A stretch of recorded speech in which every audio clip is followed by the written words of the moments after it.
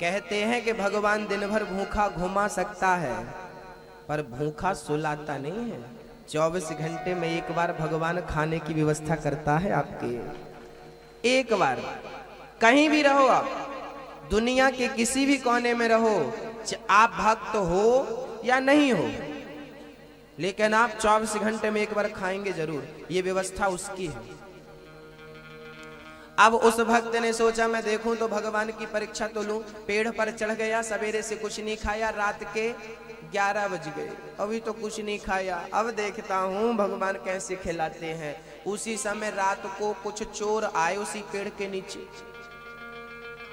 दिन में एक बूढ़ी माँ गई थी गैया चराने, तो वो रोटी लेकर गई थी, अचार और रोटी। तो वो उसी पेड़ के नीचे अचार रोटी भूल के आ गई थी, और वो गैया लेके घर आ गई। अचार उसी रोटी उसी पेड़ के नीचे पड़ा।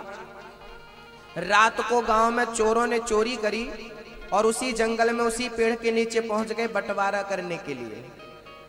4 चोर थे, चारों ने बंटवारा किया अपना अपना। एक चोर बोला यार बड़ी भूख लगी है, कुछ खाने को मिल जाए। टॉर्च मारी तो एक पोटरी पड़ी थी, खोल के देखा तो अचार रोटी। ओहो, चोरों ने कहा भगवान ने खूब दिया। रोटी खाने जैसे ही बैठे, एक चोर बोला खबरदार रोटी मत खाना, हो सकता है कोई रोटी में जहर मिला के हमारे को मारना चाहता हो। कोई तो है जो हमें देख रहा है। चोरों ने बोला एक काम करो, रोटी है तो रोटी रखने वाला भी यहाँ कहीं छिपा होगा। चारों तरफ देखा और पेड़ पर जब टॉर्च मारी तो एक मलूक जी बैठे थे। उस भक्त का नाम था मलूक। मलूक जी बैठे थे पेड़ पर। चोरों ने कहा ये बैठा है, उतर। मैं नहीं उतरूंगा। कैसे नहीं उतरेगा? चोर गया, जबरदस्ती उतारा। उतार के बोला चल रोटी खा। उसने तो देखा था कि भगवान कैसे खिलाता है। अब चोर कह रहे हैं चल रोटी खा। बोला मैं नहीं खाऊंगा। चोर बोले अच्छा, रोटी में जहर मिला के हमें मारना चाहता, तेरी साजिश। उसका मुंह पकड़ो। दो ने मुंह पकड़ा और एक ने रोटी में अचार लगाया और दिया मुंह के अंदर। खा खा। पूरी एक रोटी खिलाई, एक रोटी और खिलाई। मलूक जी समझ गए प्रभु आप ही चोर बनकर आ गए हो और आप ही मेरे मुंह में जबरदस्ती रोटी ठूस ठूस के खिला रहे हो। अजगर करे न चाकरी, पंछी करे न काम, दास मलूका कह गए सबके दाता। देने वाला कौन है? हमको यदि भगवान पर भरोसा है तो हमें खाना भी नहीं पड़ेगा। भरोसा है तो परमात्मा स्वयं खिलाएगा। बस बात भरोसे की। जो लोग कहते हैं ना कि भगवान खिलाएगा, उनके लिए ये बात थी कि खिलाता भी है। यदि आपका प्रेम है तो साचो प्रेम प्रभु से हो तो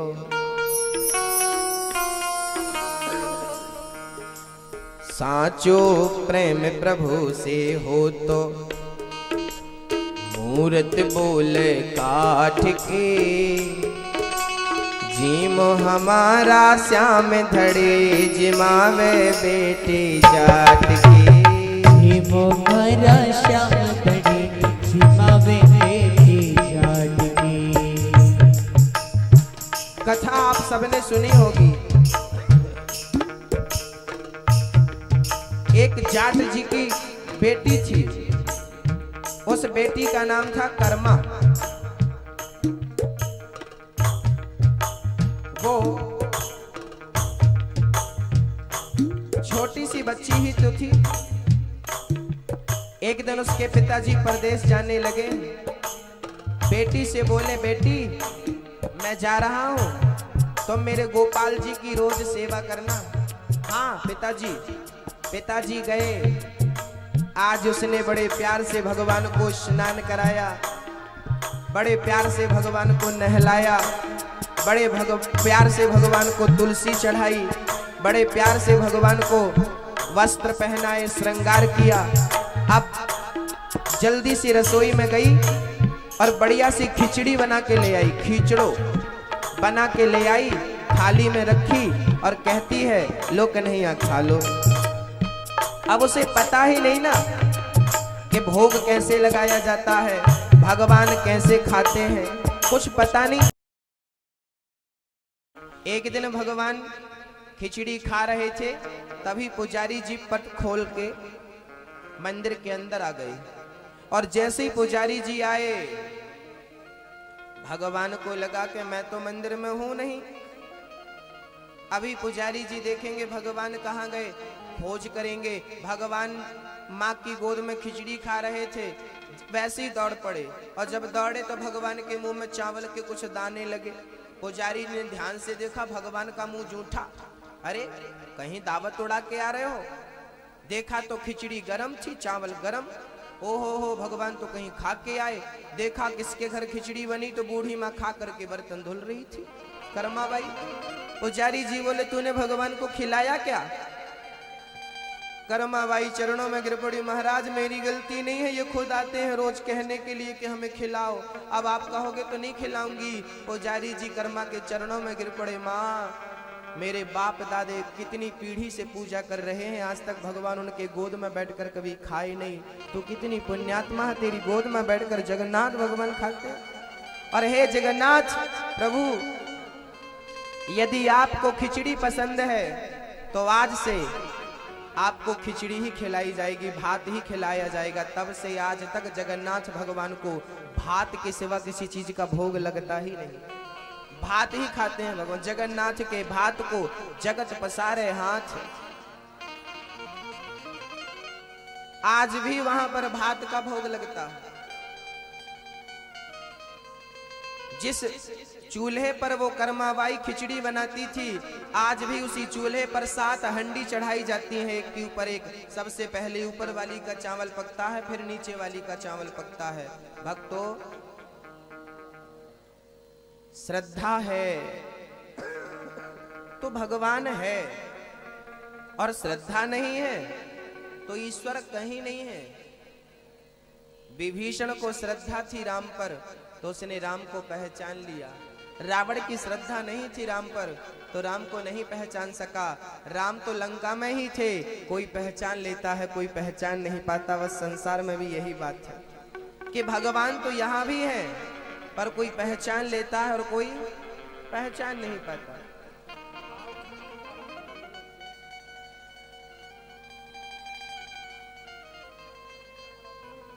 है ना? प्रेम, प्रेम चाहता है भगवान।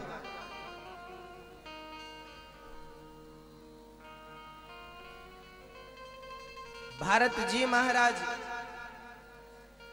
जंगल में भ्रमण करने लगे, भगवान के भरोसे भजन करते।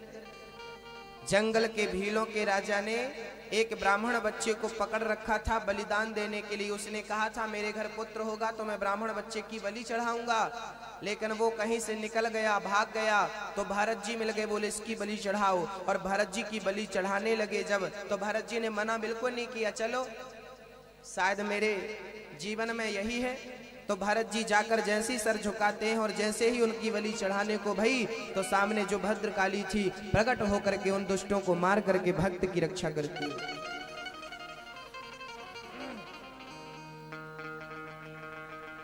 ये सोचा करो कि हमारे साथ भगवान है, और जिसके साथ भगवान होते हैं ना, उसका कोई बुरा करना चाहे भी तो बुरा कर नहीं पाएगा, क्योंकि ईश्वर साथ में है।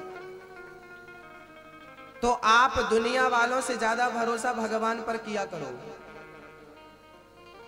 दुनिया वाले अपने स्वार्थ के लिए काम करते हैं, लेकिन भगवान आपसे प्रेम करेगा तो निस्वार्थ प्रेम करेगा।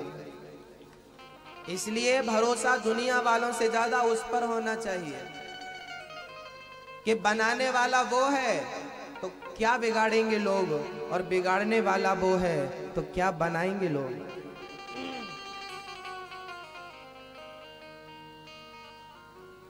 है ना? बनाने वाले ईश्वर हैं। भारत जी महाराज एक दिन पेड़ की छांव में बैठे थे। एक रहुगण नाम का राजा पालकी पर सवार होकर जा रहा था। उसकी पालकी का एक कहार बीमार पड़ गया। कहार बीमार पड़ा, भारत जी को पालकी पर रख लिया। भारत जी के कंधे पर पालकी रखी और भरत जी को कहा कि चलो। अब भरत तो संत आदमी, भारत जी पालकी उठाकर चलने लगे। भरत जी ने देखा कि सामने बहुत सारी चींटियां हैं, यदि मैं देखूंगा नहीं तो ये चींटियां मर जाएंगी। भरत जी ने छलांग लगाई, सारी चींटियों को छलांग लगा करके बचा लिया। राजा रहुगण के सर में पालकी टकराई। मूर्ख कौन है, देख कर नहीं चलता, मेरे सर में पालकी लग गई। भरत जी फिर दोबारा छलांग लगाए। राजा रहुगण के सर में इतने जोर की पालकी टकराई कि राजा रहुगण बोलने लगा, मूर्ख कौन है तू? क्या मुझे जानता नहीं कि मैं कौन हूं? मैं राजा हूं, मैं तुझे मृत्यु दंड दे सकता हूं। भरत जी को लगा कि आज मुझे बोलना ही पड़ेगा। कभी नहीं बोलते थे भरत जी, हमेशा मौन रहते थे। लेकिन भरत जी को लगा कि मैंने इसकी पालकी अपने कंधे पर रखी है और यदि मैंने इसे ज्ञान नहीं दिया तो लोग कहेंगे जिसकी पालकी भरत ने उठाई वो मूर्ख का मूर्ख रहा। तो संत जिसका बोझा उठाते हैं, संत जिसके घर में रोटी खाते हैं, उसे ज्ञानी बनाकर छोड़ते हैं, भक्त बना करके छोड़ते हैं। ये संतों का चमत्कार है। कुत्ता एक रोटी खाता है तो रात भर जाग कर आपकी वफादारी से, ईमानदारी से आपकी चौकीदारी करता है। तो संत जिसकी रोटी खाएगा तो क्या उसको परमात्मा से नहीं मिलेगा? इसलिए संत के कदम चरण पड़ते रहने चाहिए आपके घरों में। संत सेवा होती रहनी चाहिए। महीने में एक बार नहीं तो महीने में 2 बार नहीं तो कम से कम 1 बार सत्यनारायण भगवान की कथा आपके घर में होनी चाहिए। किसी ब्राह्मण को बुलाओ और सत्यनारायण भगवान की आपके घर में कथा, हर महीने कथा, 12 महीने होते हैं, 12 महीने में हर महीने करो तो अमावस पूर्णिमा रोज, हर अमावस पूर्णिमा करना चाहिए। नहीं कर सको तो महीने में कम से कम 1 बार, 1 महीने में नहीं कर सको तो 6 महीने में कम से कम 1 बार, साल में 2 बार सत्यनारायण भगवान की कथा होनी चाहिए। लोग बस यही रटना लगा तो गुरुजी हम बड़े परेशान हैं, गुरुजी बड़ी तंगी चल रही है, गुरुजी बड़ा बड़ा टेंशन चल रहा, बड़ी समस्या। अरे भाई, घर में झाड़ू नहीं लगाओगे तो कचरे से घर भर नहीं जाएगा? बोलो मैया, घर में झाड़ू नहीं लगाओगी तो घर कचरे से भर जाएगा। आप रोज झाड़ू लगाती हो कि नहीं? अरे रोज क्या, महाराज जी दिन में 2 बार लगाते हैं। आप झाड़ू दिन में 2 बार लगाती हो घर को साफ करने के लिए, तो आपके घर में परिवार में जो बुराइयां प्रवेश करती हैं उनके झाड़ू के लिए भगवान का कीर्तन नहीं करोगे तो वो बुराइयां ऐसी घुसेंगी कि वो जम जाएंगी। आप 15 दिन झाड़ू ना लगाओ तो कचरा जम जाता है और फिर वो कचरा झाड़ू से साफ नहीं होता, उसे फिर घिसना पड़ता, जोर लगाना पड़ता, कचरा जगह बना लेता है। ऐसे आप यदि अच्छे काम नहीं करो तो पाप अपनी जगह बना लेते हैं। जैसे बुखार हड्डी में चला जाता है, ऐसे पाप आपके ब्लड में चला जाता है और वो आपको पापी बनाता है। इसके लिए आपको चाहिए कि रोज आपके घर में कीर्तन होना चाहिए। क्या होना चाहिए? क्या मैं ये बोलो, कीर्तन रोज होना चाहिए। रोज ना हो तो जिस दिन सत्यनारायण भगवान की कथा रखो उस दिन 4-6 माताओं को, 4-6 पुरुषों को बुलाओ और बड़े प्यार से ढोल मजीरा के सहित, घंटा घड़ियाल के सहित कम से कम 5 घंटे, कम से कम 24 घंटे का खंड कीर्तन करो। 24 घंटे का नहीं कर सकते तो 10 घंटे का कीर्तन करो। 10 घंटे का नहीं कर सकते तो 5 घंटे का कीर्तन आपके घर में होना चाहिए। जैसे नीम का धुआं करने से मच्छर भाग जाते हैं, ऐसे घर में संकीर्तन होते ही सारे दुख दर्द दारिद्रता भाग जाती है। आज आपके घर में, परिवार में एक लड़का या एक घर का सदस्य शराबी होगा और नहीं है तो ईश्वर की बड़ी कृपा है। घर में शराबी है, घर में मांस खाने वाला है। क्यों है? शराबियों की गिनती दिनों दिन बढ़ रही है, मांस खाने वालों की गिनती दिनों दिन बढ़ रही है, शराब के ठेके, शराब की दुकान दिनों दिन बढ़ रही है। क्यों बढ़ रही है? क्योंकि हम लोगों ने कीर्तन करना छोड़ दिया। जिस दिन कीर्तन करना शुरू कर देंगे तो कीर्तन करने वालों की संख्या बढ़ जाएगी, भजन करने वालों की संख्या बढ़ जाएगी। जिस चीज का प्रचार होता है वो बढ़ती है, याद रखना। जिस चीज का प्रचार होता है वो बढ़ती है। बुराई का प्रचार होगा तो बुराई बढ़ेगी, अच्छाई का प्रचार होगा तो अच्छाई बढ़ेगी। वही बढ़ती है जिसका प्रचार होता है। रोज अपने घर में कीर्तन करो, बच्चों को बिठा लो, चल 5, 10 मिनट 20 मिनट यहाँ बैठ और कीर्तन कर आंख बंद करके। आप कहते हो ना गुरुजी मन नहीं लगता, अरे भाई मन शुरू में किसी का नहीं लगता। आपसे एक बार में पहली बार गोल रोटी बनाने आने लगी थी क्या? आपने जब पहली बार बेलना पकड़ा था तो क्या पहली बार में आपने गोल रोटी बना दी थी? बोलो बोलो, मेरी माँ आई थी आपको गोल रोटी? ना, एक बार में गोल रोटी नहीं आती, अभ्यास होना चाहिए।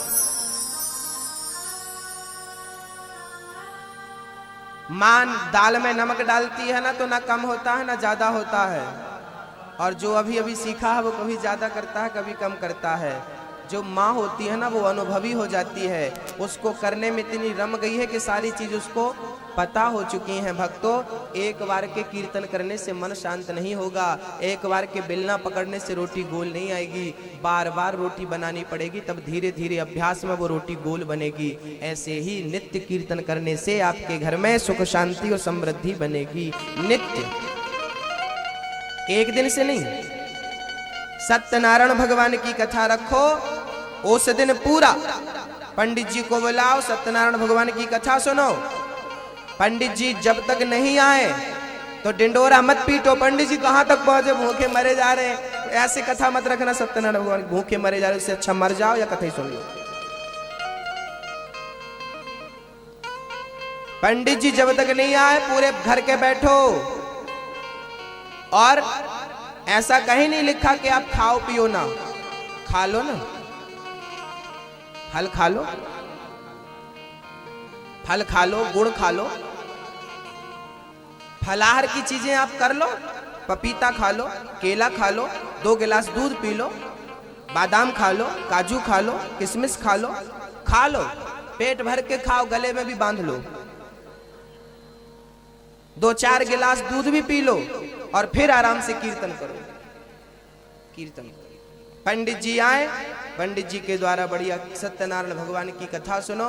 कथा सुनने के बाद सत्यनारायण भगवान की कथा में प्रसंग मिलता है, बंधु बांधवों के सहित एक लकड़हारा कीर्तन करता रहा, एक सेठ जी कीर्तन करते रहे, एक पंडित जी कीर्तन करते रहे। सत्यनारायण भगवान की कथा क्या है?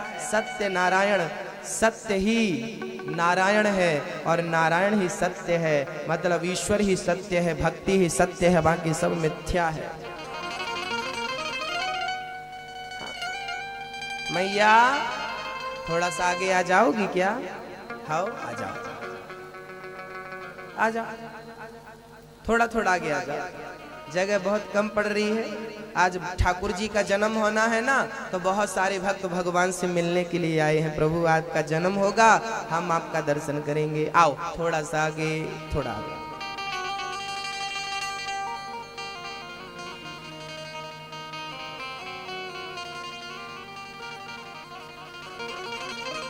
मैया जल्दी से खिसक लो,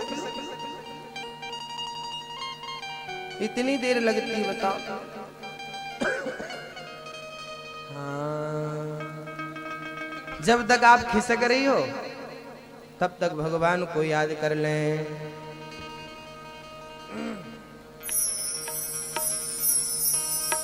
भगवान को याद कर लें। सांवरे से मिलने का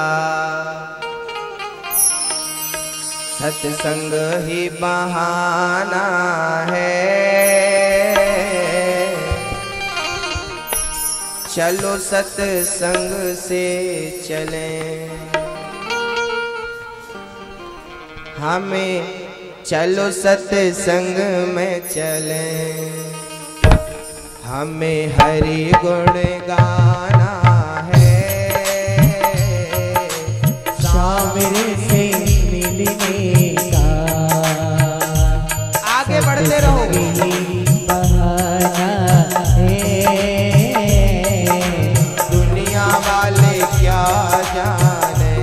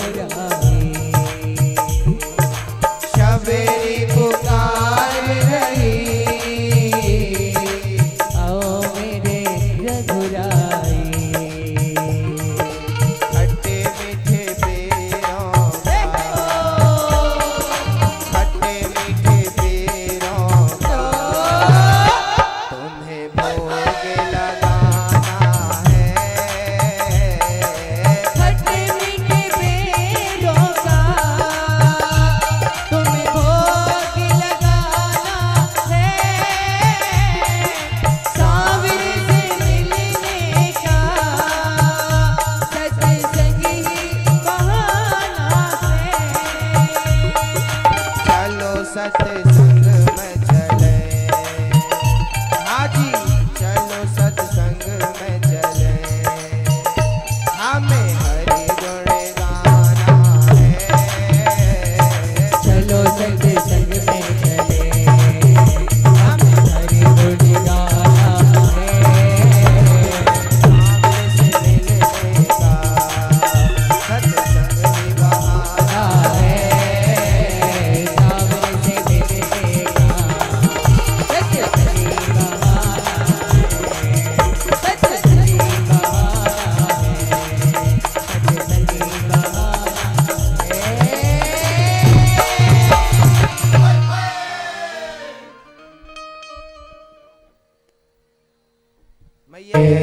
याद करते थे।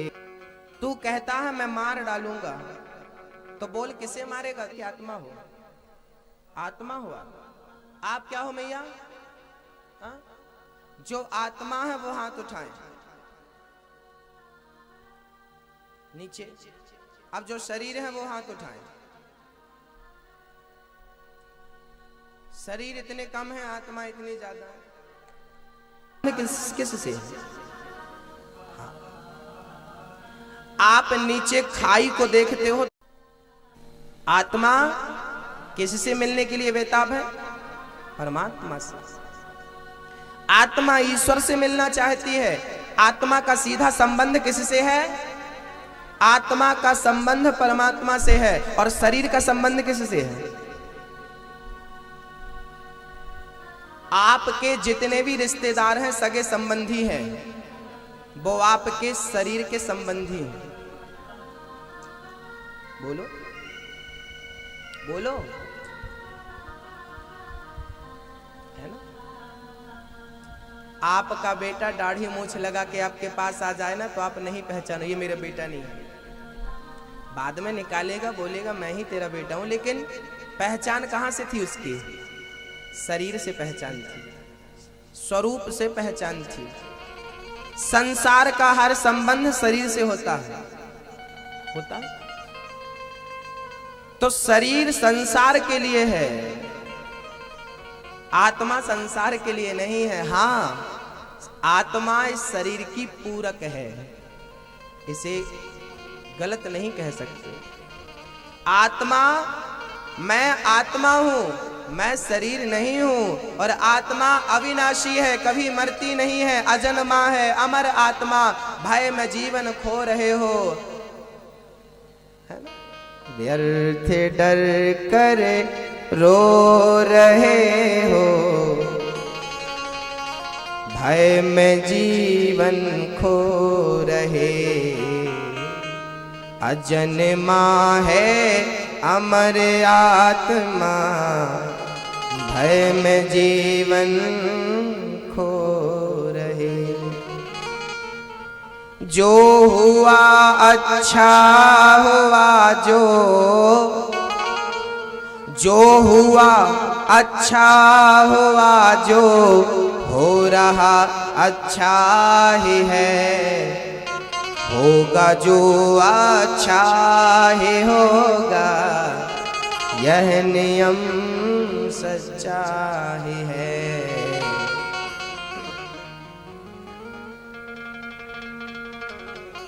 मैं शरीर नहीं हूं, मैं आत्मा हूं। आत्मा कभी मरती नहीं, आत्मा कभी मिटती नहीं, आत्मा कभी घायल नहीं होती। जब आत्मा अजन्मा है, अमर है, और मैं आत्मा हूं, तो बताओ जब कोई मर जाता है तो रोते क्यों हो? आप कह रहे हो मैं आत्मा हूं, और आत्मा तो कभी मरती नहीं, कभी मिटती नहीं, फिर आप किसी के मरने में रोते क्यों हो? मरता तो शरीर है, 5 तत्वों का मिलके बना है शरीर। 5 तत्व 5 में जाकर मिल जाते हैं। छित जल पावक गगन समीरा, पंच रचित अति अधम शरीरा। 5 तत्व 5 तत्वों में जाकर विलीन हो जाते हैं। आप रोते किसके लिए हो? मेरा फलाना मर गया, फलाना मर गया। एक बात तो बता दो कि आपका कौन था? मिट्टी का घड़ा मिट्टी में मिल गया तो रोना कैसा? मिट्टी का बना घड़ा, और जब वो घड़ा टूटेगा तो किस में मिलेगा? मिट्टी में क्यों मिलेगा? क्योंकि वो बना किससे था? मिट्टी से बना था और मिट्टी में मिल जाएगा। ऐसे शरीर मिट्टी से बना और मिट्टी में एक दिन मिल जाएगा। रोते क्यों हो मिट्टी के लिए? तो बहुत सारी मिट्टी के ऊपर बैठे हो आप। अभी जिस मिट्टी के ऊपर आप बैठे हो, आप भी एक दिन इसी मिट्टी में मिल जाओगे। तो मिट्टी का कुछ नहीं बिगड़ना। शरीर तो नश्वर है। शरीर को कब तक बचाओगे? आप आत्मा हो, आप अविनाशी हो, लेकिन आप अपने आप को विनाशी मान चुके हो। दूसरों के विनाश में ही हम अपना विनाश देख लेते हैं। हम वस्तु से प्यार करते हैं। एक सज्जन सोनी जी के पास गए, सराफा, सोनी जी हमें हीरा चाहिए। सोनी जी ने बढ़िया सा हीरा दिखाया। कितने का है? 1 लाख। दे दो। सोनी जी ने हीरा दिया। हीरे का हार अपने गले में पहना और पहन करके 4 कदम आगे बढ़े थे कि पीछे से एक चोर आया, झपट्टा मारा, चुराया, भागा। अब आप रोएंगे कि नहीं? मेरा हीरा ले गया, मेरा हार ले गया। और वही हीरे का हार वो दुकान से लेकर भाग जाता तो आप बड़े खुश, ओहो देखो चोर चोरी करेगा। दुकान से चोरी हो जाएगा, हो जाता है, आपको दुख नहीं होता। लेकिन आपके गले से चोरी हो जाए, क्यों? अभी तक वो दुकान में था तो अभी तक वो मेरा नहीं था, मतलब उसमें मेरेपन की भावना नहीं थी कि ये मेरा है। लेकिन जैसे ही ये मेरा हुआ, मैंने कहा कि ये मेरा है, मैंने जैसे ही इस वस्तु को अपनी कहा और ये वस्तु गई तो रोना तो है। याद रखना भक्तों, संसार की हर चीज नश्वर है और नश्वर को अपना कहोगे तो उसे तो एक दिन नष्ट होना ही है, और जब वो नष्ट होगा तो आपको रोना ही पड़ेगा। इसलिए विनाशी को अपना मत कहो। संसार की हर चीज विनाशी है। एक ईश्वर है जो अविनाशी है, उसे अपना कह लो। विनाशी को अपना कहते हो ना, ये मेरी है, ये पत्नी मेरी, ये पुत्र मेरा, ये मेरा, तो ये सब विनाशी हैं। इन्हें सबका एक ना एक दिन विनाश निश्चित है। इस कड़वे सच को आप नकार नहीं सकते। संसार की हर चीज विनाशी है। आपको जो मिली है एक दिन बिछड़ जाएगी। आपकी पत्नी एक दिन बिछड़ जाएगी आपसे, आपका पुत्र एक दिन बिछड़ जाएगा आपसे, आपका पति एक दिन बिछड़ जाएगा आपसे, आपकी माँ, आपका पिता एक ना एक दिन बिछड़ जाएगा, और जब बिछड़ेगा तब आपको रोना पड़ेगा। इसलिए जो विनाशी हैं, जो बिछड़ने वाले हैं, उनको अपना बनाओ ही मत। अपना बनाना है तो गोविंद मेरो है, गोपाल मेरो है, वही मेरा है। कहते तो सब लोग हैं गोविंद मेरो है, गोपाल मेरो है, लेकिन इस बात को अमल नहीं करते, इस बात पर इसका अनुसरण नहीं करते, इसे मानते नहीं है कि गोविंद मेरो है। कहते हैं गोविंद मेरो है, लेकिन घर में जाते ही बेटा मेरो है, बेटी मेरी है, पति मेरो है, पत्नी मेरी है, यही उलझ जाता है। बड़ी विडंबना है। राजा रहुगण ने कहा, तू नश्वर है, मैं आत्मा हूं, तू भी आत्मा है, पर तूने अपने आप को शरीर मान रखा है।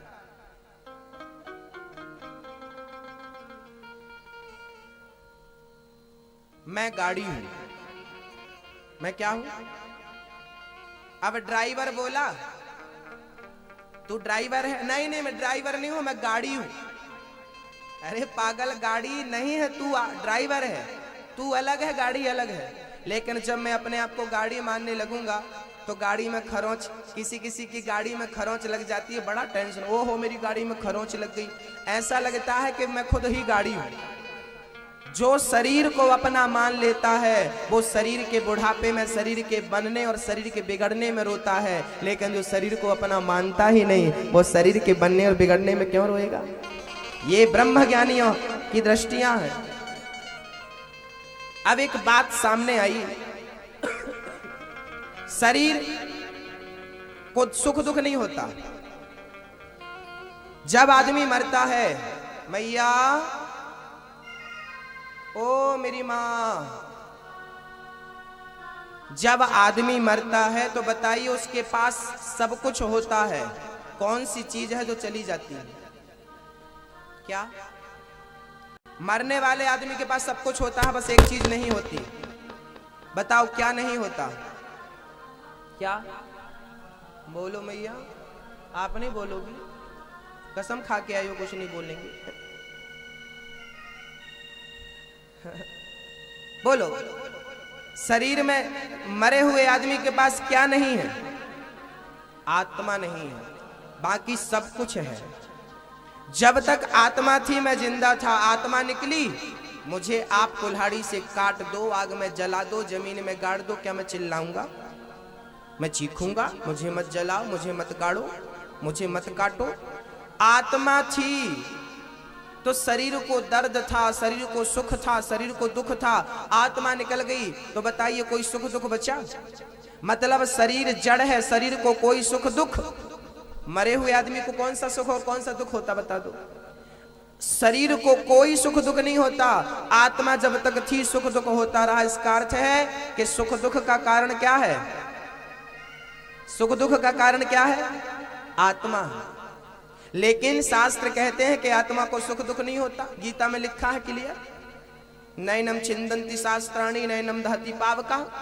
आत्मा अजन्मा है, अमर है। आत्मा को आग जला नहीं सकती, तलवार काट नहीं सकती।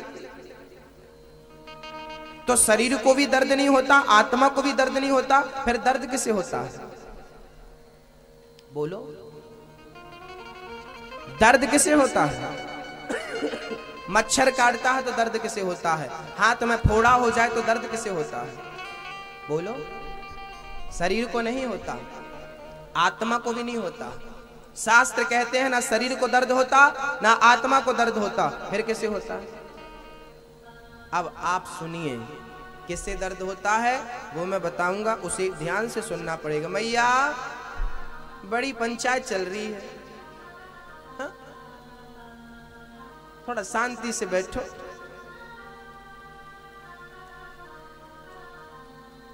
आप डिस्टर्ब करते हो तो आपसे आप ही नहीं बहुत सारे लोग डिस्टर्ब हो जाते हैं। आपके खड़े और बैठने से, बार बार डिस्टर्ब करने से बहुत सारे लोग डिस्टर्ब होते हैं। थोड़ा ध्यान देनो मेरी माँ, थोड़ा शांति से बैठो। अब देखो सुख दुख किसे होता है? फोड़ा होता है तो दर्द किसे होता है? मच्छर काटता है तो दर्द किसे होता है? शरीर को होता नहीं, आत्मा को होता नहीं, फिर किसे होता है? तो एक बार मैं आपको दृष्टांत देता हूं, सुनिए।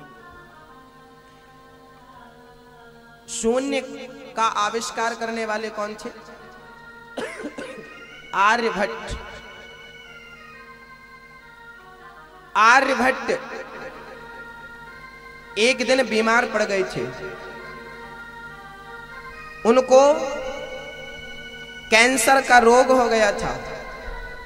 वैद्य जी के पास गए, वैद्य जी ने नाड़ी पकड़ी और बोले कि आपका जल्दी से ऑपरेशन करना पड़ेगा। तुरंत आर्यभट्ट जी ने बोले कि करो। वैद्य जी बोले जब हम तुम्हें चीरा लगाएंगे, फाड़ेंगे तुम्हारे शरीर को, तो तुम्हें बड़ा दर्द होगा। उस जमाने में शून्य का इंजेक्शन नहीं था, बेहोश कर देने के बाद आजकल होता है सारा।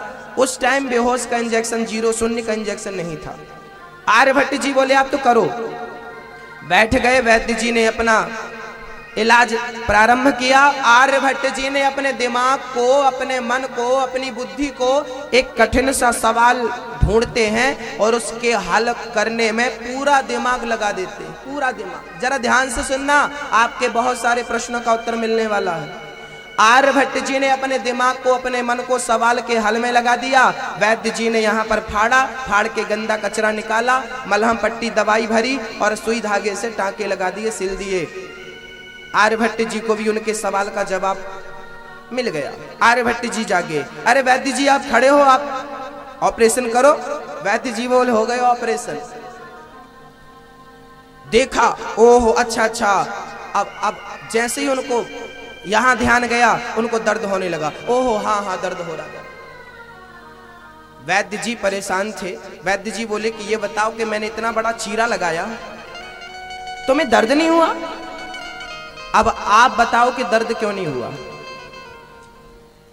क्योंकि उनका दिमाग कहीं और था। वो कठिन सवाल के हल में अपने दिमाग को लगाए थे। आप यहां बैठे हो लेकिन आपका दिमाग कहीं और हो तो मेरी बात आप कभी नहीं सुन पाएंगे।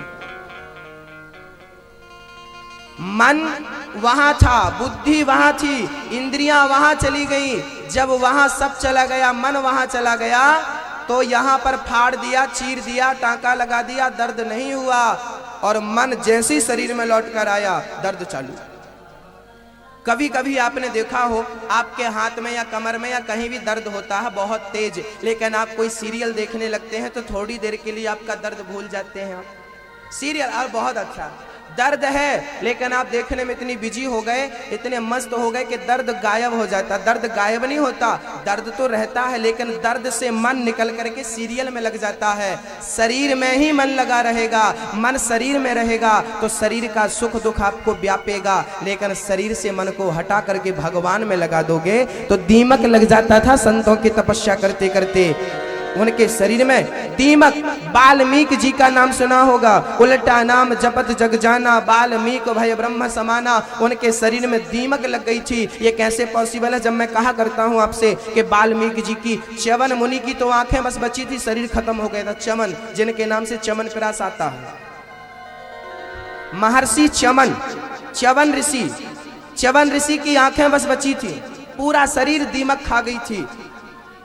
आपको यकीन नहीं होता ये कैसे संभव है? आज के विज्ञान पढ़ने वाले बच्चों को ये यकीन नहीं हो सकता। लेकिन जब मन, आप थोड़ी सी बात समझो ना कि आपका थोड़ा सा मन, मैं कल एक बात बोला था कि एक आदमी के सामने से बारात निकल गई और वो अपने काम में ऐसा बिजी था कि बारात को देख नहीं पाया। ऐसा होता है कभी कभी, सामने से ढोल नगाड़े निकल जाए और हमारा दिमाग कहीं और है तो हम सुन नहीं पाते। हाँ भक्तों, ऐसे ही दिमाग मन भगवान में लग जाए तो शरीर में क्या चल रहा है पता ही नहीं चलता। ये भजन की स्थिति। तो अब मैं आपको बताता हूं कि सुख दुख का भोक्ता कौन है। सुख दुख का भोक्ता कौन है? कौन है? अब बोल दो। सुख दुख का भोक्ता कौन है? शरीर नहीं है। शरीर कभी नहीं कहता कि मुझे BMW चाहिए, शरीर कभी नहीं कहता कि मुझे आलीशान बंगला चाहिए। मन कहता है कि मेरे पास BMW होती, मन कहता है कि मेरे पास आलीशान बंगला होता। शरीर की कोई इच्छा नहीं है, मन जहां ले जाता है शरीर वहां चला जाता है। शरीर मन के अधीन है, तो मन को किसके अधीन बनाओ? बस ईश्वर के अधीन। यदि वो सही जगह पर चला गया तो कल्याण हो जाएगा, नहीं तो जन्म जन्म हर बार जन्म लोगे और हर बार मन की इच्छाएं पूरी करते रहोगे, कभी मन की इच्छाएं पूरी नहीं होंगी। पुनरपि जननम पुनरपि मरणम पुनरपि जननी जठरे से मरते रहो जीते रहो, मरते रहो जीते रहो। आओ जाओ आओ जाओ। माया मरी न मन मरा, मर मर गया शरीर, आशा तृष्णा ना मरी, कह गए दास कबीर। माया मरी न मन, माया और मन नहीं मरती, शरीर बार बार मरता है। तो सुख दुख का भोक्ता कौन है? कौन? भैया कौन है बोलो? कौन है? मन। कौन है भोक्ता? मन। इसलिए तन को सजाओ, उससे ज्यादा मन को सजाओ। तन का श्रृंगार करो, उससे ज्यादा मन का श्रृंगार करो। तन को सुधारो, उससे ज्यादा मन को सुधारो। तन का इलाज करो, उससे ज्यादा मन का इलाज करो।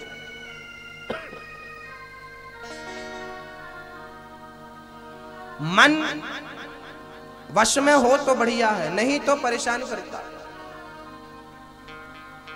सारी झंझट की जड़ ये मन है। मन संभालो, कुछ नहीं बिगड़ा। अब यहां एक प्रश्न और खड़ा हो गया। एक आदमी ने हमसे प्रश्न कर दिया, गुरुजी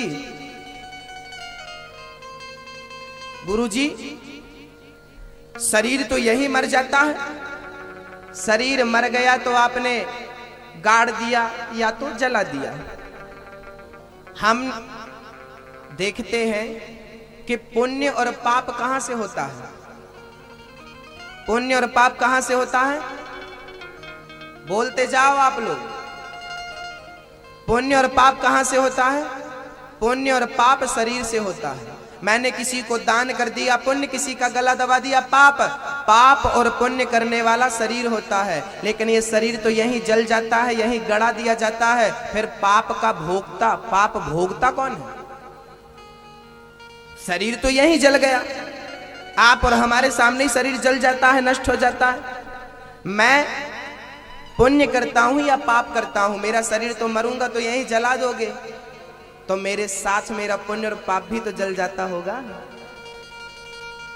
बोले ना, मैं मर जाता हूं, मैं यहां जल जाता हूं, लेकिन मेरे द्वारा किया गया पाप और पुण्य कभी मेरे साथ नहीं मरता, वो तो यहां से वहां जाता है।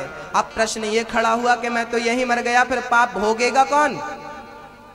नरक जाना पड़ेगा, स्वर्ग जाना पड़ेगा। मैं तो यहीं मर जाऊंगा, यहीं जल जाऊंगा, फिर नरक और स्वर्ग कौन जाएगा? बताइए, नरक कौन जाता है, स्वर्ग कौन जाता है? शरीर तो यहीं जल जाता है ना, है ना? कौन जाता है नरक, कौन जाता है स्वर्ग? आत्मा अकेली जाएगी। वाह, आत्मा ने गुनाह क्या किया है जो भोगेगी? आत्मा पापी छोड़ी होती है। पापी तो ये शरीर होता है, मन पापी होता है, मन शरीर से पाप कराता है। अब भोगता कौन है, तो इस विषय को आप समझिए, कौन भोगता है। सुनिए, आपने कभी सपना देखा होगा, आप खिड़की दरवाजा बंद करके अपने घर में सोए थे, लेकिन सपने में आप दिल्ली पहुंच गए, मुंबई पहुंच गए, फलानी जगह पहुंच गए। भैया, सपना किसने देखा? सपना देखने वाला दृष्टा कौन था? स्वप्न देखने वाला कौन था? आप तो कमरे के अंदर सो रहे थे, दिल्ली कैसे पहुंच गए? आप फलाने से मिले, आज फोन लगा के आप बोल रहे हो आज हमने तुमको सपने में देखा। अब बताओ, ये स्वप्न किसने देखा? और आप जब दिल्ली जाते हो ना, तो एक शरीर आपके साथ होता है, आपका हाथ पांव पेट पीठ सब कुछ होती है। सपने में आप कभी कभी खाते भी हो, सपने में आप कभी कभी रोते भी हो, सपने में आप कभी कभी हंसते भी हो। मतलब स्वप्न देखते समय आपका शरीर आपके साथ था। तो एक शरीर से सपना देख रहे थे और एक शरीर से कमरे में सो रहे थे, तो कितने शरीर हो गए? हम सबके पास कितने शरीर होते हैं? हम सबके पास कितने शरीर होते हैं? हम सबके पास 2 शरीर होते हैं। कितने दादाजी? एक स्थूल शरीर होता है। स्थूल शरीर कौन है? ये आप मेरे सामने बैठे हो, मैं आपके सामने, ये जो दिख रहा है इसे स्थूल शरीर कहते हैं। और जो स्वप्न देखता है उसे सूक्ष्म शरीर कहते हैं। सूक्ष्म शरीर ही स्वप्न का दृष्टा होता है, आत्मा के संग देखता है, आत्मा भी उसका दृष्टा होती है, मन भी उसका दृष्टा होता है। लेकिन साथ कौन देता है? सूक्ष्म शरीर। तो यहां से जो पाप और पुण्य हम करते हैं, ये शरीर तो यहीं जल जाता है, लेकिन सूक्ष्म शरीर जाकर के नरक में और स्वर्ग में सुख दुख का, पाप और पुण्य का फल भोगता है। सूक्ष्म शरीर। एक आदमी बोला, गुरुजी हम मरेंगे तो हमारे संग हमारे पाप पुण्य भी मर जाएंगे, हम जलेंगे तो हमारे संग पाप पुण्य भी जल जाएंगे। जैसे हमारे साथ चिकनगुनिया की बीमारी मर जाती है, चिकनगुनिया सारे मर गए। चिकनगुनिया जिसको हो जाए उसकी बॉडी को ना छूते भी नहीं, जो छू ले उसको हो जाए तो उसके अंदर जितने चिकनगुनिया के बैक्टीरिया, जब वो मरेगा तो सब मर जाएंगे। तो महाराज जी पाप पुण्य भी सब मर जाते होंगे, ऐसा मूर्ख ने पूछा। हमने कहा भैया ऐसा नहीं है, चिकनगुनिया को पाप पुण्य मत समझ लेना, चिकनगुनिया की तरह नहीं होता, पाप पुण्य अलग होता। मैंने कहा सुन, एक सेठ जी थे, यहीं पर छिपरा में रहते थे, उनके कपड़ों का व्यापार था, कपड़ा दुकान थी यहीं छिपरा में। वो दिन में कपड़े बेचते, रात में अपने घर गए और जब पत्नी ने भोजन कराया वो कपड़े बेच कर गए, भोजन किया और सोए तो सपने में एक ग्राहक आया। ग्राहक बोला सेठ जी कपड़ा दे दो। सेठ जी अपनी चादर ओढ़ रखे थे, चादर कोई फाड़ दिया, ले कपड़ा। चादर फाड़ा, जैसी चादर फटी नींद खुली तो देखा ना ग्राहक था ना दुकान थी, लेकिन चादर फटा तो वो सचमुच फट गया। होता है कभी कभी, ना ग्राहक सत्य था ना दुकान सत्य थी, लेकिन जो चादर फटा वो सच में फट गया। ऐसे ही ना ये संसार सत्य है ना ये शरीर सत्य है, लेकिन शरीर के द्वारा किया गया पुण्य और पाप सच है, उसे भोगना ही पड़ता है। जैसे ये नुकसान उठाना पड़ा, चादर फट गया तो नुकसान उठाना पड़ा, ऐसे ही शरीर तो जल जाएगा मर जाएगा, लेकिन शरीर के द्वारा पुण्य और पाप जो किया था वो भोगना पड़ेगा, वो नुकसान तुझे ही भरना पड़ेगा, उठाना पड़ेगा। इसलिए कहा करता हूं पाप करने से बच लेना, बच जाना नहीं तो पुण्य के नाम पर पाप करता गया, ना इधर का रहा ना उधर का रहा। वासनाओं में जी जी के मरता गया, ना इधर का रहा ना उधर का रहा। है ना, पुण्य के नाम पर पाप करता गया, ना इधर का रहा ना। नाम ईश्वर का तूने न गाया कभी, जिसने पैदा किया जिसने पाला तुझे, उम्र सारी गवाए है जिनके लिए, तेरे अपनों ने ही मार डाला तुझे। जाल खुद ही बुना खुद ही फंसता गया, ना इधर का रहा ना उधर का रहा, ना इधर का रहा ना उधर का रहा। ना यहाँ का रह जाता है प्राणी पाप करने के बाद ना। भरत जी ने ज्ञान दे दिया, भरत जी के ज्ञान से सारे अज्ञान दूर हो गए। रहुगण के चरणों में गिर पड़ा। राजा रहुगण बोला महाराज मैं बड़ा पापी हूँ, मेरी मुक्ति का उपाय बताओ। संत जी बोले नाम का जाप कर। अजामिल जैसा पापी, जीवन भर पाप करने वाला अजामिल जब मरते समय अपने पुत्र को पुकारता है नारायण नारायण नारायण, तो केवल नाम लिया नारायण का तो भवसागर से पार हो गया। यदि नाम लेकर अजामिल भवसागर से पार हो सकता है तो इस भवसागर से क्या हम पार नहीं हो सकते? बोलो राधे राधे। पार हो जाना हो, भव से पार होना हो तो सहारा किसका लो? किसका सहारा भक्तों? किसका है ना, किसका सहारा?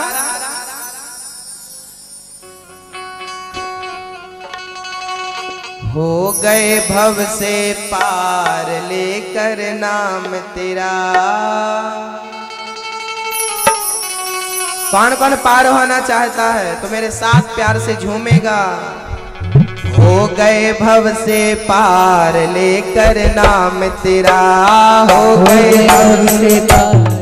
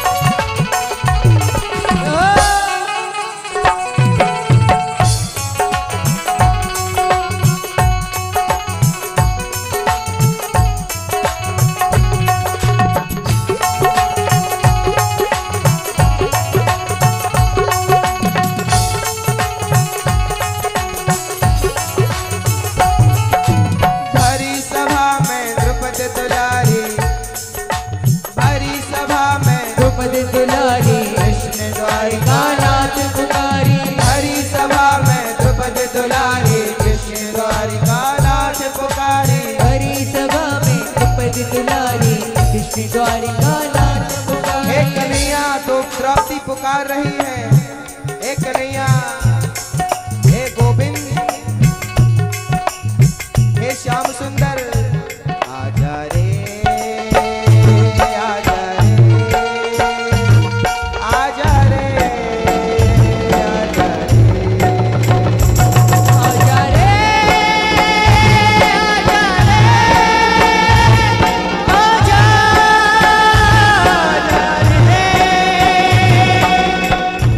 मेरा कोई ना सहारा बिन तेरे, मेरा कोई ना सहारा बिन तेरे। नंदलाल सवरिया मेरे, मेरा कोई ना सहारा बिन तेरे। नंदलाल सवरिया मेरे। मेरा कोई ना सहारा बिन तेरे। नंदलाल सवरिया मेरे। मेरा कोई ना सहारा बिन तेरे। नंदलाल सवरिया मेरे।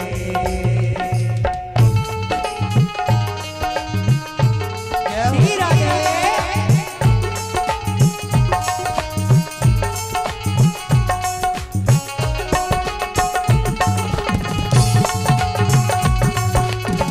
हाथ उठाइए और पुकारिए द्रौपदी बनकर।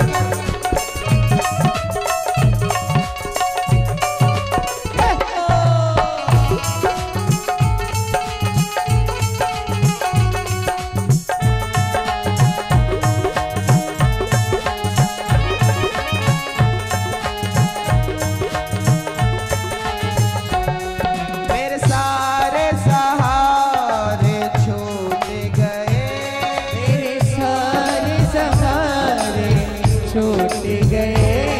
मेरे श्याम सुंदर क्या रूठ गए। मेरे श्याम सुंदर क्या रूठ गए। आओ कर दो दूर अंधेरे, आओ कर दो दूर मेरे।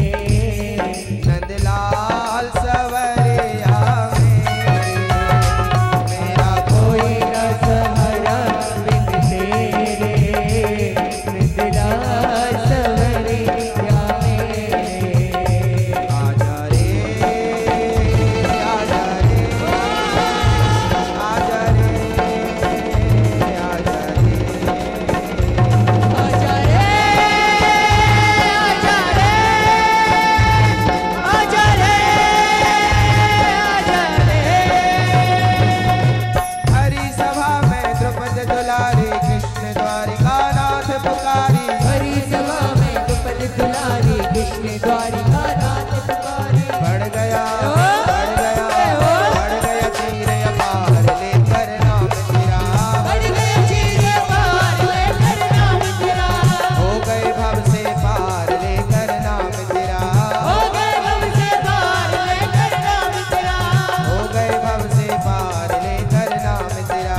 हो गए भव से पार लेकर नाम तेरा। श्री राम जय राम जय जय राम। श्री राम जय राम जय जय राम। श्री राम जय राम जय जय राम। श्री राम जय राम जय जय राम। श्री राम जय राम जय जय राम। श्री राम जय राम जय जय राम। श्री राम जय राम जय जय राम। श्री राम जय राम जय जय राम। श्री राम जय राम जय जय राम। श्री राम जय राम जय जय राम। श्री राम जय राम जय जय राम। श्री राम जय राम जय जय राम। श्री राम जय राम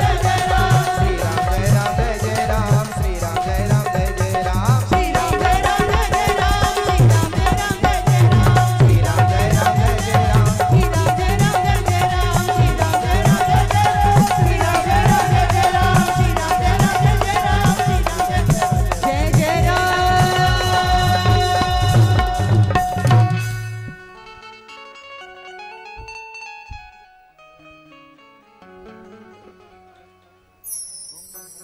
द्रौपदी नाम लेती है तो भगवान रक्षा करते हैं। कलयुग केवल नाम आधारा, सुमर सुमर नर उतरही। पार होना हो तो क्या करना?